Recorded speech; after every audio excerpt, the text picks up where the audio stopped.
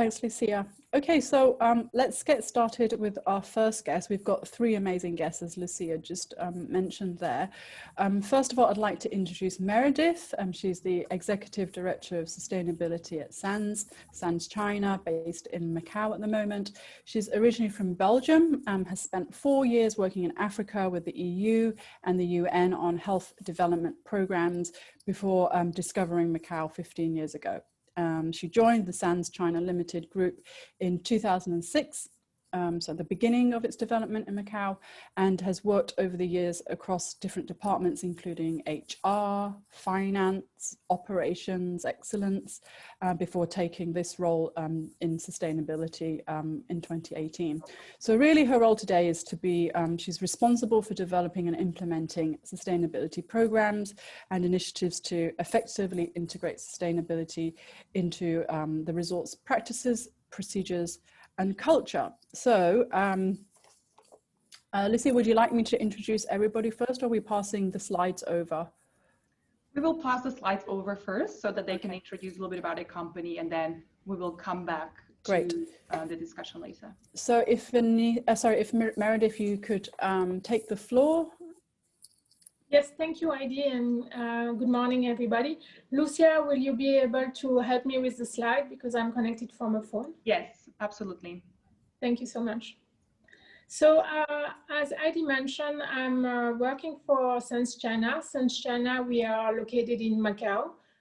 We are actually operator of integrated resort, and we have 5 for those of you who have been there. So we operate the Venetian Macau, SANS Cotai Central, the Parisian Macau, and soon the Londoner. So just to give you a little bit of figures, in Macau we have 28,000 employees, and in 2019 we had 98.2 million visitors. So we've big operations, of course, with hotel, restaurant, retail, and gaming. Then the next slide, please.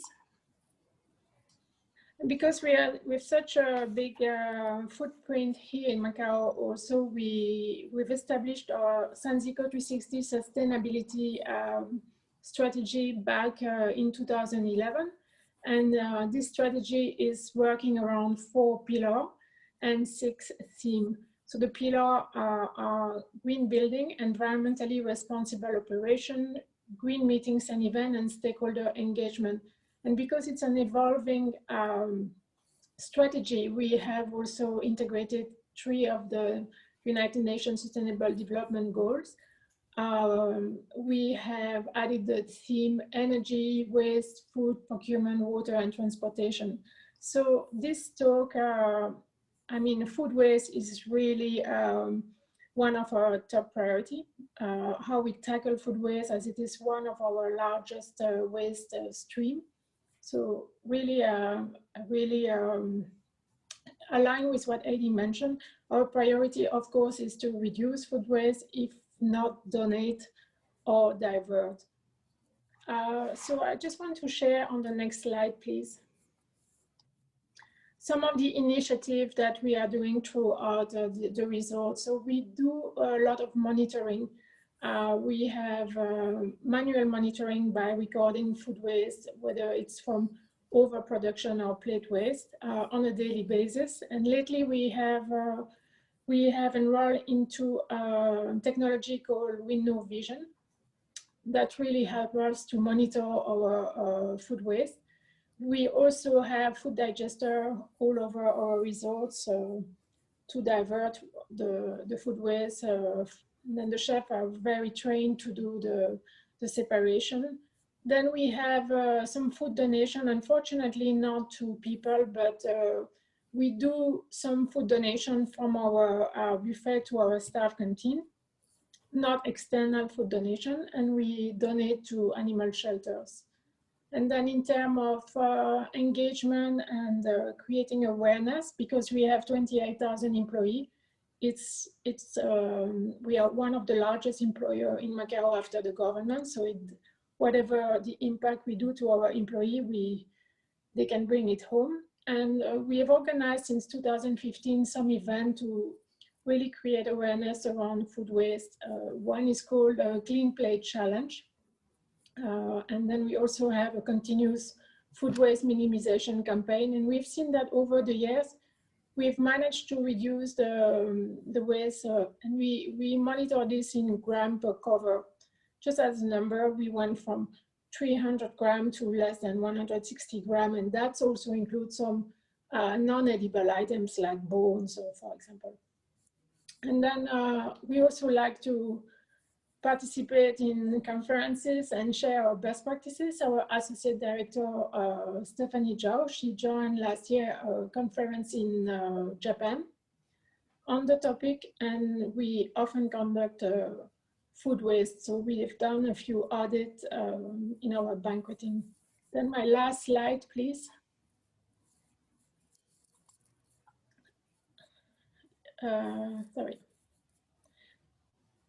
Is it on the last slide with the picture? Yes. Great, thank you, sorry, because I couldn't see. So on the last slide is just to share with you some picture. So a picture of our food digester, but then on the top right corner, you can see the donation that we do on a weekly basis to animal shelter.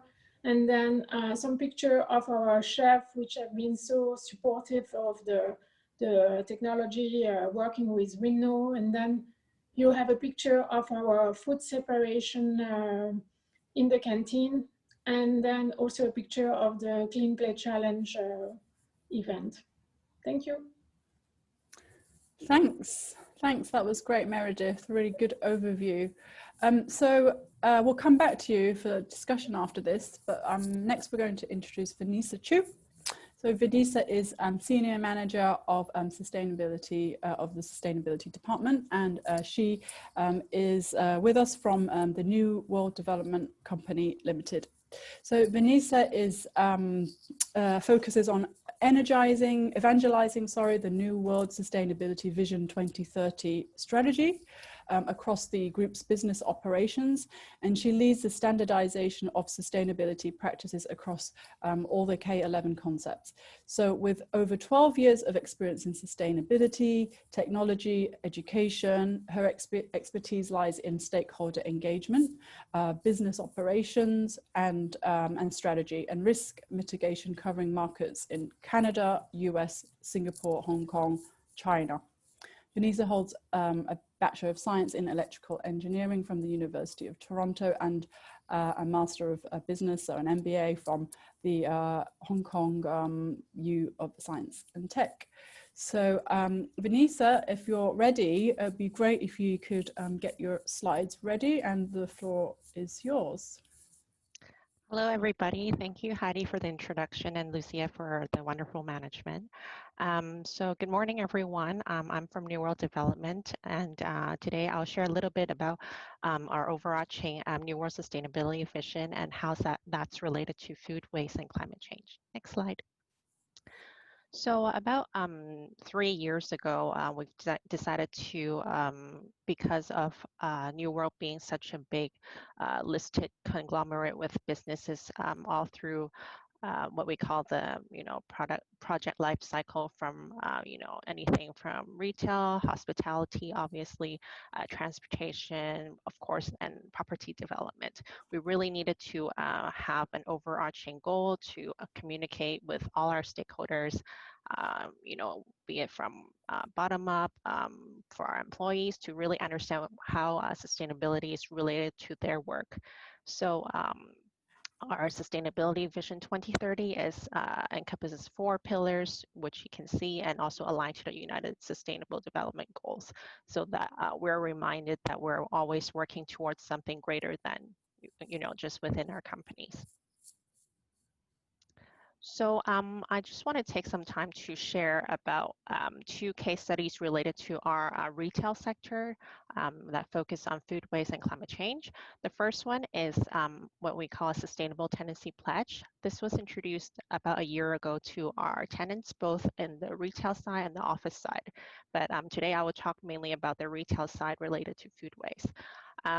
What we found when we discussed with our tenants some of the challenges they have, when they're doing their day-to-day business within our, properties, is that they need some help with perhaps getting some hardware or logistical support from our facilities management to really help them streamline and measure and record data of the waste that are created every day. So we thought that it would be nice to create something more strategic, but actually at the voluntary level, so that we can include our tenants that are, in different stages of their sustainability journey. So within this pledge, we offer, the 4 areas that are shown here in terms of, for people that are more at the entry level, we just give them some guidelines to how to, figure out, like in terms of the operation, how to become more sustainable. In terms of F&B, whether they can include some vegan options or vegetarian options, no shark fins, some of the more basic things that they can tackle right away. And to the more advanced tenants, we are talking about how to streamline within their kitchens. How do they collect the food waste? How do we, our facilities management, support the collection of that? Or potentially if they need to send additional food waste outside of our facilities as well. So within the pledge, we had a specific F&B program to start at K11 Art Mall down at TST. So this was a 6-month program in partnership with Greeners Action, an NGO, to actually visit all the interested F&B outlets or tenants at our mall, and to stock take with their frontline and store managers of, what are they doing in terms of their food waste, what are they doing in terms of single-use plastics, or what are they doing within their menu options. So within that 6 months, we started with engaging the tenants, figuring out the pain points, and then giving them specific solutions to each tenant, because there are a variety of different F&B outlets. Some are light food, some are more focused on beverages, takeaways, and some are more substantial restaurants. So their needs are very different. And at the end of it, what we found was important was to motivate them through, incentives. And we thought that a campaign leveraging our marketing team's efforts would be a good way to reward them for the efforts that they have put into. And we hope that this is a good start for them to consider a long-term solution to their managing their food waste, which I can talk about more later. And the second thing I wanted to share is sustainability awareness education. And I would really encourage you to come visit us at the 8th floor of K11 Museum, Nature Discovery Park. So you might not think, this beautiful venue has anything to do with food waste, but actually, I'll just share a quick story. We have a farming subscription program. So you can see there's a beautiful urban farm here, and it's a 3-month program, and one family was very excited because our urban farmer starting to help them to grow watermelons. So it's actually possible to grow, different kinds of food depending on the seasonality. But because of the current, the last few months, we've had a lot of rain, which is quite unusual in this time of year. So, climate change is really affecting our day-to-day lives. And when they came to the harvest day, their watermelon has bursted, and it was, she couldn't take, the kids couldn't take it home. So I think this story illustrates what education is, really important for us, urbanites who might not know where the food comes from and how precious it is, and how it's actually really related to climate change, and that there's a lot they can do about it, even as an individual basis. So I think I will stop here because there's vacuuming happening around me, but I'm happy to share more later on. Thank you. Thank you, Venisa. That was really interesting. So again, we'll come back to you in a moment. So let's swiftly move on to Henry. Last but not least, Henry Ho is Sustainable Development Manager at Cathay. He's Cathay subsidiary, sorry. subsidiaries shared service team rather, which majorly develops and implements sustainability strategies and stakeholder engagement to improve the company's overall sustainability performance across 4 CX subsidiaries, including Cathay Pacific Catering Services, Cathay Pacific Services Limited, Hong Kong Airport Services, and finally Beaujean Laundry Service Limited. So Henry, the floor is yours. Hey, hello everybody. So you guys can listen me and see me clearly, right? Yes. Okay, so hello everybody. I'm Henry, the Sustainable Development Manager of our CX subsidiaries. As Heidi says, I look over 4 different subsidiaries with different sectors: the catering sectors, the cargo sectors, the RAM service sectors, and the laundry sectors. So today, the topic is much more focused on the food waste. So I will more focus on talking about what our catering service is doing on how to tackle the food waste. So let me give you some introduction of our business of the catering services. We are one of the largest in-flight kitchens in the world, and we in 2019 we supplied around 30 million of meals to the global carriers operating out to Hong Kong International Airports. And we are not only serving CX Group, we have 50 airlines customers, and we have over 1,000 recipes every day. For the pre-COVID situations, we have over 30 million of meals per year to produce from our kitchens. And we are not only making the meals, and also we do the logistics service to deliveries, food and beverage, and all of the commissary items that you can see in flights. So we handled over 2 million pieces of equipment units daily to upload to the flight and to serve the airline customers. So what we do on the food waste management. So next slide, please. So what we doing in the 3 different stage. One is from the kitchen side, we dealing with the food trimmings. For those beef trimmings, we will make it as burger patties and to serve as another dishes on the flights. One of the signature dishes on the CX business class flight with the beef burger, which is made from our fruit trimmings.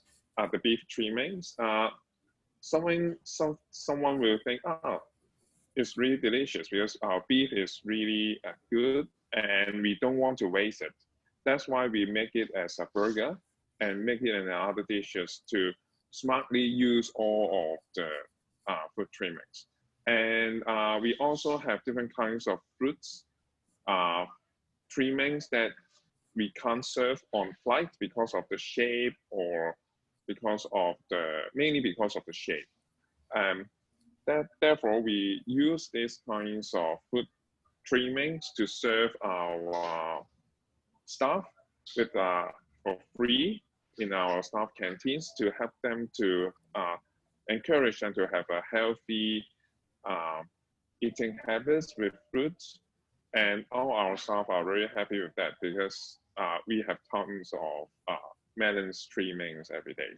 And also some of the vegetables trimmings that we can't use, but our chefs are really smart and use that and make sauces to enhance the dishes, to make the sauces to enhance the other dishes as well. So this is what we're doing for the food trimmings. And also we do need to have some surplus to prepare to make sure the airline customers have choice. That's why we still have a little bit of surplus of our cooked food and our bakery products. And we engage with different NGOs like the Food Angels. Those surplus bread and cooked product, we will donate to them to serve the communities. And the other big big areas that we have our surplus is from our return flights. So from those return flights, we need to handle their waste. And also, we found that there are many of the surplus drinks or snacks that we can tackle with. That's why we engage with another NGOs called Feeding Hong Kong to collect those eatable and consumable I can't say it's waste, but it is return flight waste. So like the juice, the snacks, the bottled waters, those we collect from our return flight, and then we donate to the Feeding Hong Kong and serve the Hong Kong communities. And the third areas we will talk about is the after consumptions. We still have the food waste. Then we joined the airport authorities, the food waste schemes. Then we will collect those food waste and send to the OPAR 1, which is the government waste to energy organic centers. So to generate electricity to the grid. So this is what we've done for the waste management at our catering service plant. So we are happy to share with or do on the panel on other questions on that. Thanks. Great, thanks, Henry. It's really good to, I love all the pictures as well. It really helps to bring it home. So I think we're going to go for some questions now, and we'll probably do it in order. So Meredith, I wanted to ask you, you know, in our previous conversations, and you also mentioned it there, that you have 2 tech solutions, but that tech alone isn't a silver bullet. You know, we really need to go and do that staff training. Can you tell us how important the staff training was, the human element of it was in your process? Because, you know, so many hundreds, you know, thousands of meals every day, such a big operation, and certainly the biggest in this group here. Yes, thank you. So sorry, because I was trying to unmute myself. Do you mind to quickly respond? Absolutely. I was saying that, you know, tech isn't the silver bullet alone. You can't just be using technology and just think, okay, we've got some tech, we'll pay our way out of this. Actually, you really need to put the effort into the human side of training staff and getting that buy-in and finding out who those champions are inside your organization to really drive it and push the message every single day. Can you tell us how you did that with such a massive number of you know, employees to work? Yes. Thank you. Yes, indeed. I mean, technology is really useful, but without the people buying, that's not going to be possible. So from our experience, it began from having the support from our leaders. They were really supportive, and then they helped us to create like a committee. We called it the Food Waste Minimization Committee. And then we had representatives from HR, sustainability, F&B, but also gaming in our industry. And then we did a lot of different action. So in the kitchen itself with the technology, we had the chef, the service staff, and then they were really, they had target and they were monitoring on a daily basis and really adjusting their production.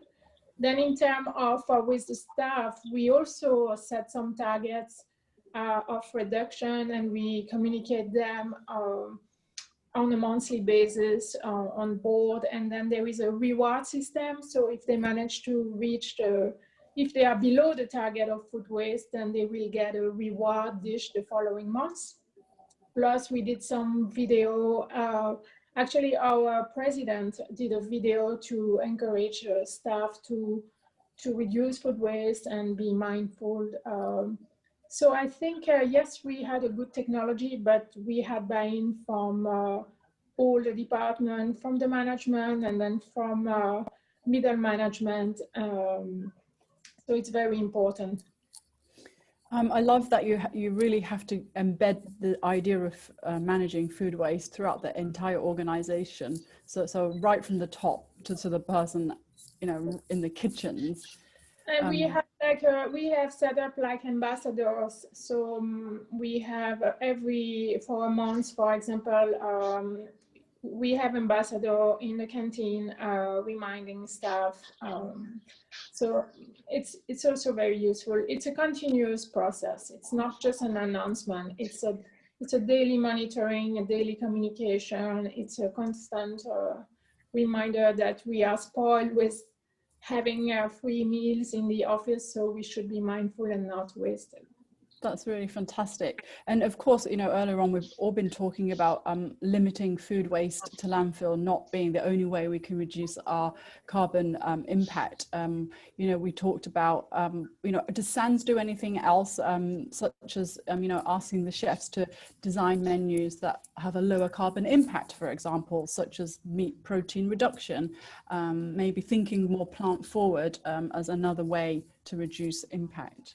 So in 2018, our company did a partnership with G.R.E.E.N Monday, and then it was on 2 sites. So we have 14 signature restaurants across our hotel, and each chef incorporated the plant-based item into a separate menu. And they all came with very creative menu because it's a signature restaurant, right? So this was on the guest side, and it was really well received, actually. So I can say from barely having any vegetarian dish, we went over the top of having a separate plant-based menu. So that was really wonderful. Amazing. And of course, plant-based isn't just about the alternatives, right? Because we could also, yeah. Can be vegetarian or alternative meat or, yeah, it was a wide variety. And they even, and then in the staff canteen on the Mondays, they also did the Green Monday by offering more vegetarian option and plant, yeah, green food. That's great. I think Green Monday really has filtered into a lot of organizations in this part of the world and still massively growing, because I just heard this week that they've got some more support, big financial support. Okay, thank you, Meredith. So if we have any questions from Meredith, please put them into the chat and we can come back to them later. I would like to move on to Venisa and ask Venisa a couple of questions. You know, as a landlord, Venisa, you're really leading the way in supporting F&B, and I think it's great because you start to inspire them to take action. And you talked to us about a 6-month program. It's really not just something you can do short term, also echoed by Meredith. Can you tell us about that beginning process? How did you start it? Did you work with third parties, a wide range of stakeholders? Because I'm sure it's quite hard to just kind of go top down and say, you need to do this, and this is the way it's going to go. How was it building those relationships? Can you tell us about that? Okay, great. So it's definitely not top down. I mean, us as a landlord we have, you know, to manage our relationships with our tenants very well. So it can't be done forcefully. So I think the idea came about when, you know, we really looked at our sustainability vision, and we wanted to see, you know, what is material for us at the property level. We are doing a lot, and still a lot to go in terms of energy management. And when we build our buildings, we put into our blueprints a lot of different ideas on how to build more sustainably. But, you know, we were looking at the entire life cycle, and then at the end, it's basically the tenants, you know, the user of our buildings that are, you know, continuously going to, you know, create their products and services. And we thought that we needed to do something more substantial about that. And so we thought, within retail, F&B is a good, you know, material chunk for us to try to tackle. And so that's why we utilized a 6-month program to try to pilot, to test the waters, to see how the tenants would react to it. And we did use a third-party NGO Greeners Action to partner with us, so that, you know, they can also give us more advice in terms of a process of how to, you know, do kitchen audits, and after that, what are some of the suggestions? I think a lot of the tenants look forward to, you know, this not being a test, but more like, okay, these are the issues. Are there ways to go about solving them? And once we identify those pain points, we still have to work with the facilities management teams to see, you know, whether we can support all those different pain points, because they are very different. Some are more advanced in terms of, you know, having already purchased, you know, not single-use plastic options. Some are more advanced in terms of dealing with their food waste. So what is our role to play as a landlord or facilities manager to help each one of them, and how to prioritize? I think those were the main challenges when we went through the program, but we're getting there. Yeah, I think it's definitely a long-term project. So how will you ensure the engagement? Oops, I think that's a sign to quickly move on. Do I have time just for, should I move on to questions with Henry, Lucia? Have we got till 10:15? Maybe just quickly. No worries at all. You can continue. We can have a little delay. It's only 5 to 10 minutes, and later we have the coffee break, so we will regain some time there. So you can continue. I will give you a signal. I just wanted to make sure that all the participants also inputting the questions in the chat. So don't mind us a little bit changing here and there. I'll let you know when it's the time to move on. Because thank you. Because I did want to ask you, Venisa, how do you ensure that your tenants are engaged for the long term? Like, how will you motivate them and incentivize them? And we talked about in our discussion a little bit about data. So could you just help us understand? Yeah. So as part of the 6-month program, we really built a strong relationship with our facilities management team, because they are the ones that are facing them every day. And we stress the importance of having data, because without that, we really can't see, you know, the effectiveness of, you know, something, you know, the programs that we've tried to introduce, right? So data management or collection is one key point we're still trying to tackle. It's not perfect right now, because it is an additional process for the frontline staff to manage. Yeah. So we just try to give them the tools, you know, be it just a simple template to start with, and really it's about educating the frontline staff.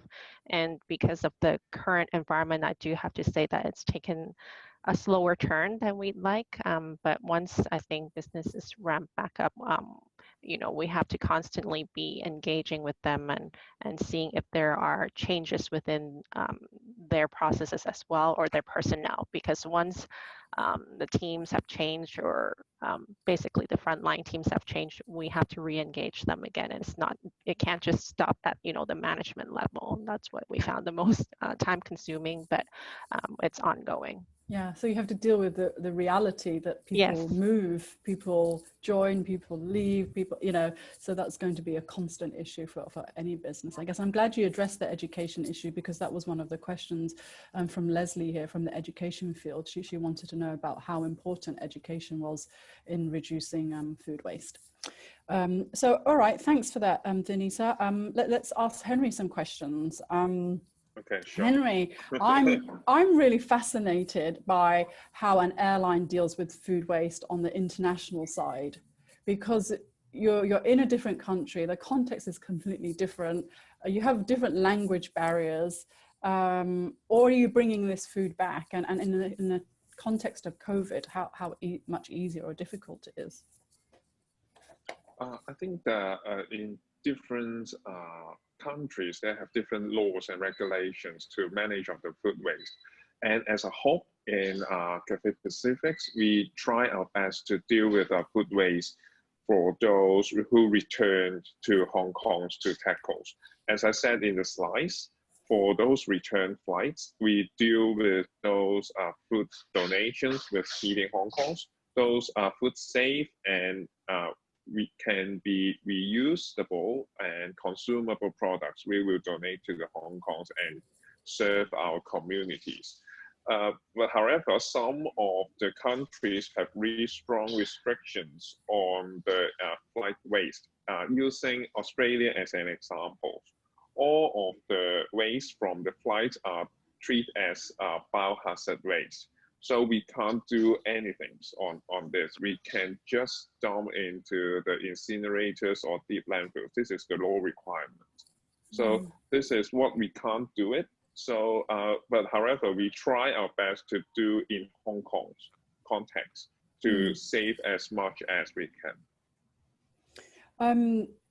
So that's with the some of the edible food waste, and then you talk about inedible, putting it into the dump. But I know that you're working on a really exciting upcycling project as well. So that's the idea of taking your bread and you're turning it into beer, right? Can you tell us about that? Yeah. Okay, sure. So we find that some of the surplus are really vulnerable materials, and in our kitchens, we need to produce a little bit more bread for make sure those extra needs from our airline clients. But if you know the flight numbers or numbers of passengers are varied, especially 4 hours before the flights.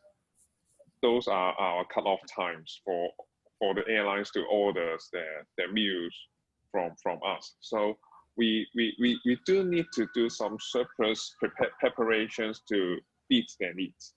So we found that this is really usable. Now we only we donate to Food Angels, but we found that it may be valuable sources to make another products to serve in another business line or another better choice for our airline customers. That's why we have some research on in the world that those surplus bread can be turned into the beer. That's why we adopt this circular approach and do proof of concepts studies to see whether it is work or not. So we in the last 2 months we collaborate with our students who is the master students in Hong Kong U. He wants to have a similar ideas, so we leverage with Hong Kong Youth to start off with this POC projects, and it's really successful. At the end, we collect around 7K surplus bread in the projects, and we generate about 16 bottles of beers, which tastes good. Great. When will we be able to drink that in the public? Are you only, is it going to be a cafe co-branded beer with the Hong Kong U student, or is it just really kind of a little side project? I think it is just a start. It is just a start because the taste-wise and the business case we need to build, and we are still on the development. And as said, this is a proof of concepts projects, and we found that this is really a way go. Then we are now finding some in all the supply chain partners. We are still finding for the outlet, and we have the materials. We have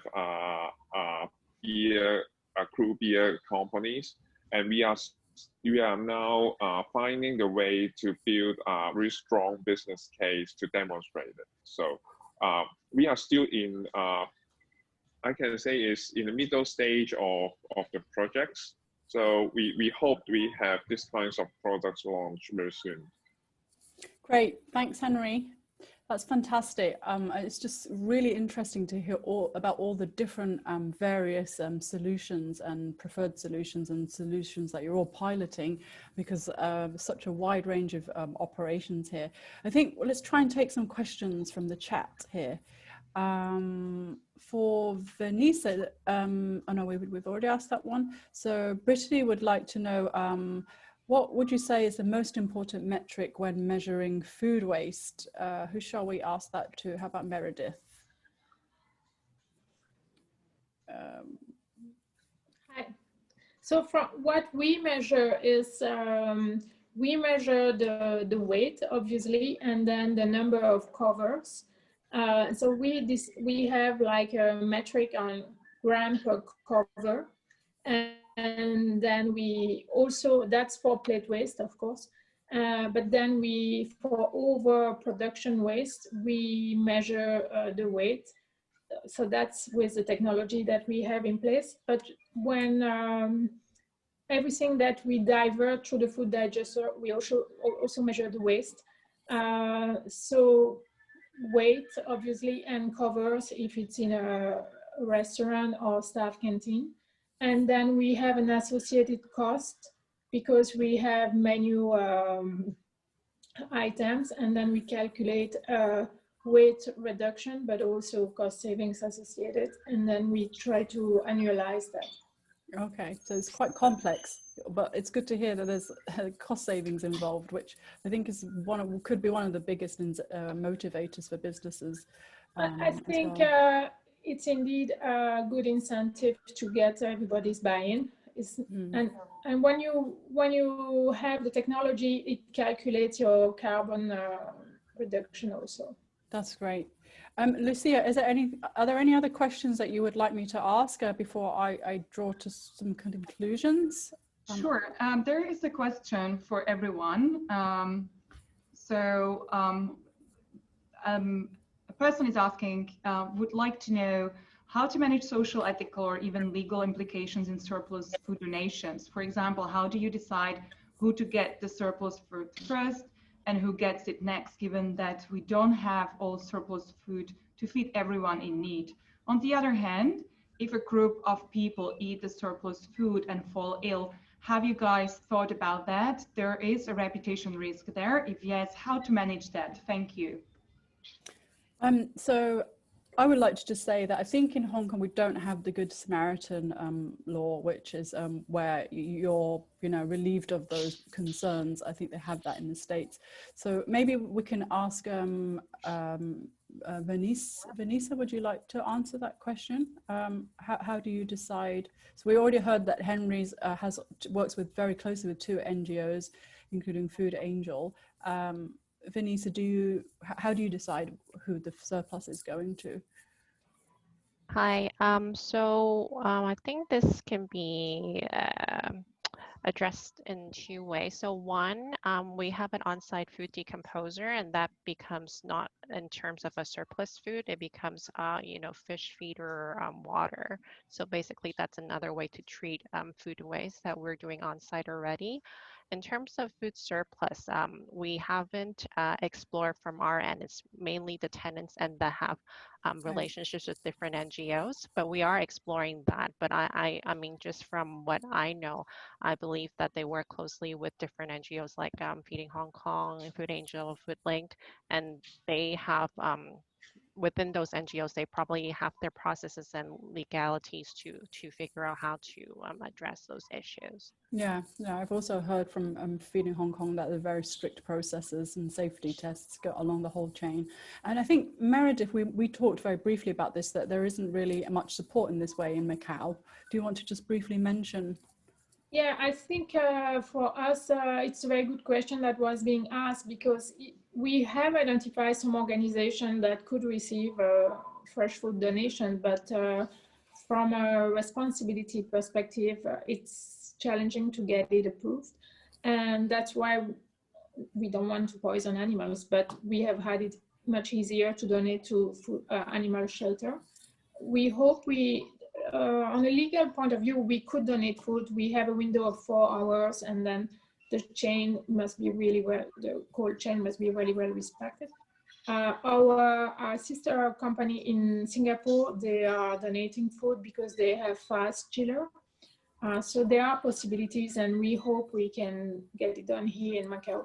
But it's not a simple process indeed. Yeah, you don't have widely large NGO groups there that can come and pick up, right? No, we would have to organize it ourselves. That's why what we've been doing is, when we have big banqueting, is transferring the non-serve food to our staff canteen, which is much faster, and is the donation we've been doing so far. Amazing.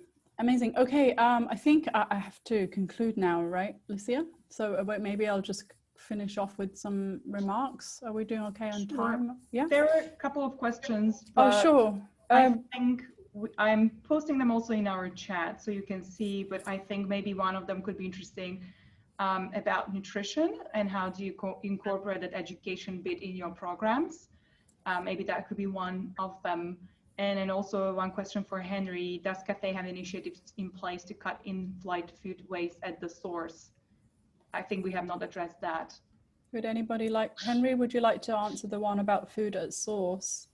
Okay, sure. Does that mean food on the plane? I imagine what she's asking, TC. I think TC is talking about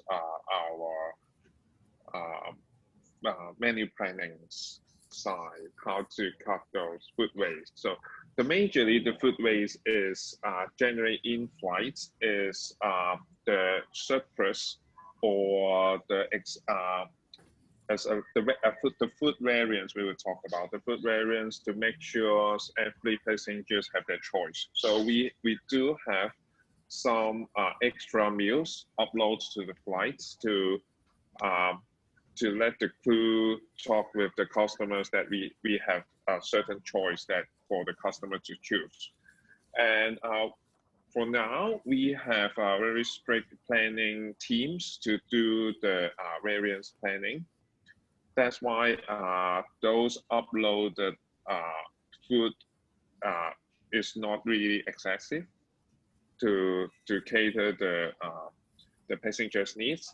And the other things we will launch is the pre-ordered meal choice for the business class and the first class. So we are going to launch the pre-choose choice to make sure the customer satisfy their meal choice, and also we can have more variance control on the meals. So then in that way we will have a better control at source to minimize the food waste generations on flights. I hope I can answer the questions. Thank you, Henry. Does anybody want to answer the question on incorporating nutritional education? I imagine this would be working with chefs directly. Yeah, I think I can just say that when we did organize a sensibilization of the staff and the Clean Plate Challenge, we try to educate them at the same time on a nutritious diet, and try to encourage them to select appropriately, like a carb and vegetable and in a reasonable amount of protein. That was incorporated in the message. Take what you can eat and eat healthily was how we try to avoid people taking a lot of food that they couldn't finish. That's a really good point, because it's not just about nutritional quality, it's also about the amount of food that people are taking, because we also have issues around human health, overweight and obesity, and overconsumption of food as well. Great. Any more questions? There's one last one for Venisa from Brian King Paliu. The neural development and Hong Kong International Airport are huge. If you have a sense of this, can you give us a sense of where food waste management fits within that concept? Thank you for this question. I think this is talking about the future project that we're developing at the airport. So this is what I meant at the whole life cycle stage approach that we have. So we're working closely with all the designers and architects on design at the design phase to use the data that we have from our experience in terms of how much waste we expect to generate, and then how much on-site food processing decomposers that we will need. So we're trying to do it at the earlier stage of the design because from our experience in our older projects where we try to go in afterwards, it's really hard to manage in terms of the space for processing the food on site, or the logistics support for the other types of food waste. So we're doing that at the design stage, and it's definitely within the plans of an overall sustainability strategy for this new project. Thanks, Venisa. I think that's great that you've learned from your past and saying that we don't want to go in afterwards and retrofit ideas. Yep. Want to get in right at the beginning. I think it's a really good learning. We have one more. Do we have time for one more, Lucia? From Vincent Lai. Okay, last one. Last one. Okay, last one. Vincent from Orca. Hello, Vincent. Question for Henry. We have learned from the Airport Authority that some of its food waste generated on a daily basis was turned into fish meals a couple of years ago.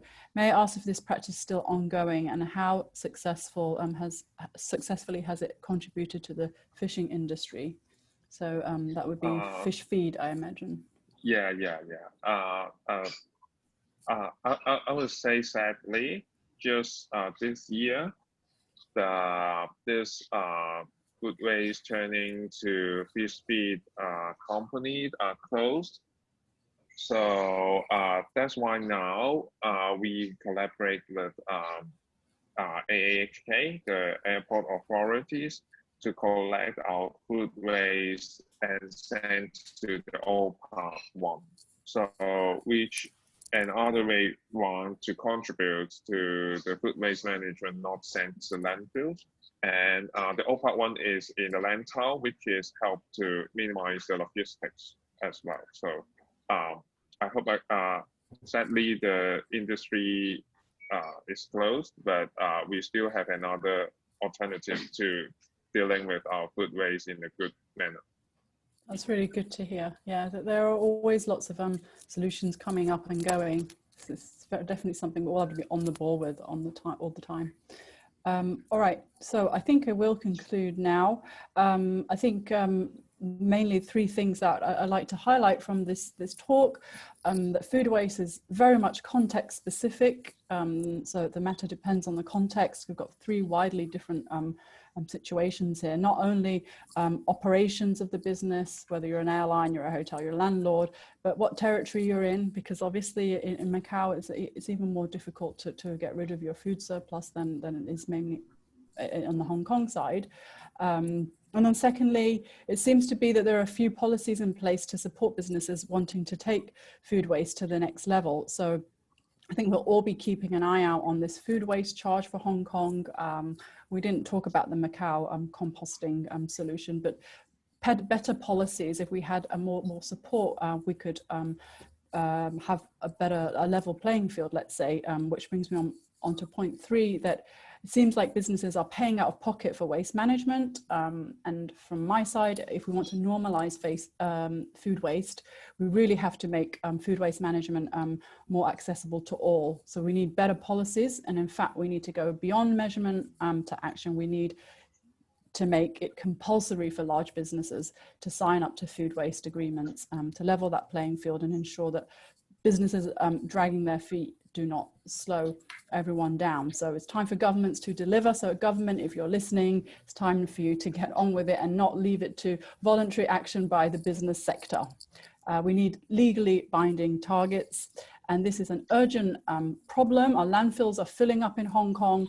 Apparently by the end of 2020, they officially full.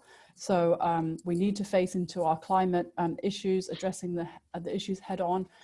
Otherwise, we won't meet our SDGs and certainly will not be able to keep our temperatures stable below 1.5 as has been declared needed according to the IPCC. So we all have to tackle food waste, both businesses and individuals.